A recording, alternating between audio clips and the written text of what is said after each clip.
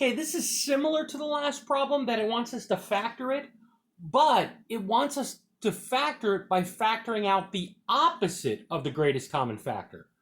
Well, if you look at the 6x minus 3, the greatest common factor that goes into both 6x and minus 3 is 3. But when it says to factor out the opposite, instead of factoring out a 3, we will factor out a negative 3. And when I factor out a negative 3, 6 divided by negative 3 is negative 2. And the x, negative 3 divided by negative 3 is a positive 1. And then, of course, if you multiplied this back through, you would get what we originally started with. And this is what happens when you factor out the opposite. And one of the reasons why we're learning to do that is because sometimes we need these signs to be a certain way.